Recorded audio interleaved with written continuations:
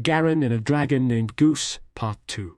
Garen blinked as the room came into focus around him, a big white blob filling most of what he could see between the blurs. "Honk," it said as it tilted its yellowish head to the side and came in very close to his face.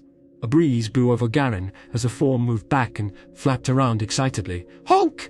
Honk! Honk! Honk!" Garen replied, trying to sit up in the bed. His whole body was aching and tired, and halfway through the simple action he almost gave up.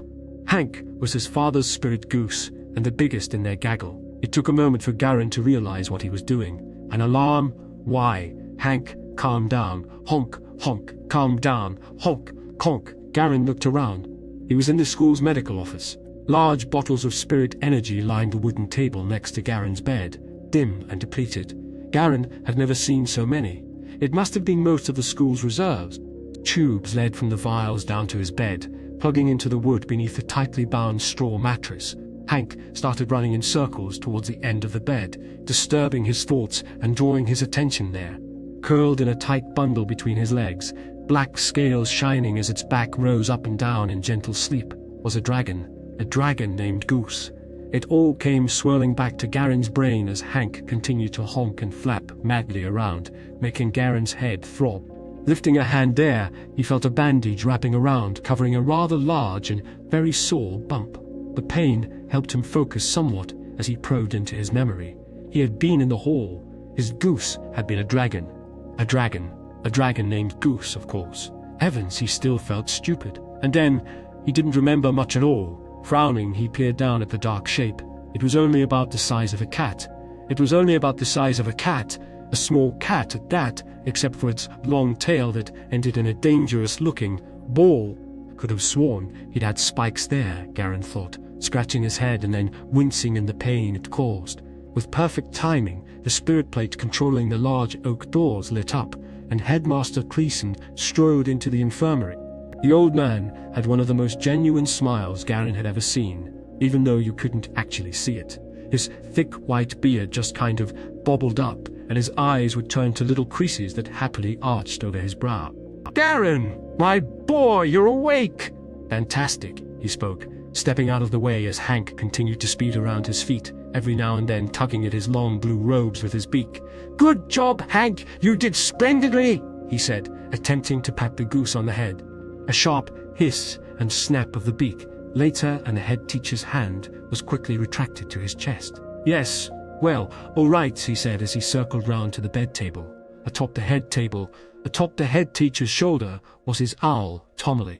White as snow and with huge amber eyes, his head was spinning around, trying to keep track of Hank. "How are you feeling?"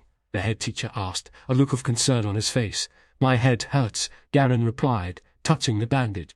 Yes, well, you did fall and hit it rather hard, my boy. Do you remember what happened?" "Not really, not after I got my—" Garen felt too embarrassed to say it. "Him," he said, pointing to the sleeping shape. "Goose, you mean," Creason said, his eyes creasing up, beard threatening to bobble as if he was stifling a laugh within. "Yes, Goose! I do remember him being bigger." "Oh, yes!" "He was. Absolutely. And that we believe was the reason you passed out." Garen raised an eyebrow. "Fainted, lost your energy, blacked out, fell asleep, switched off, went to count some geese." This time, the head teacher couldn't help himself and laughed. Garen didn't join him, and the raised eyebrow turned into a frown once more. Eventually, Creason stopped giggling and carried on. "You see, dear boy, we believe the dragon's incredible spirit force put a rather strong drain on your own. Considering you haven't even started studying the basics of spirit energy yet, you are by no means prepared. He may be a goose by name, but is certainly not by nature." Garen was trying to put it together in his head. He knew all about the connection between spirit and man, and that there was a balance of energy between them. Usually, once the spirit animal had manifested, spirit energy development was easier, and thus wasn't usually studied at school until then. Only in rare cases where students had naturally high levels of energy themselves were they permitted to study ahead, and that was in no way what Garen was. Seeing Garen lost in thought, Creason continued. "And so that is why we believe he changed form to better accommodate the differences. Creason dipped down and picked up the still sleeping Goose, a few of his scales clapping like shards of metal as Creason's fingers closed around him. Garen's leg suddenly felt cold. Hank stopped his mad honking and came over to the head teacher, stretching his neck up to examine Goose. Wings puffed up in arches at his back.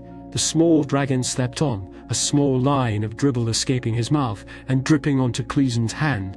"Lovely," he said, holding the bundle away. "This little fellow has been sleeping almost as much as you, Garen. Hank has kept dutiful watch over the both of you, haven't you, Hank? Hop!" Creason placed the scaled creature back between Garen's legs, and a seeping warmth oozed into the cotton blankets once more. "Well, my boy, get some rest. You'll need it. A delegation of the High Mages are on their way to meet you and Goose as we speak." The headmaster spun around and headed for the door. Garen froze. "The High Mages!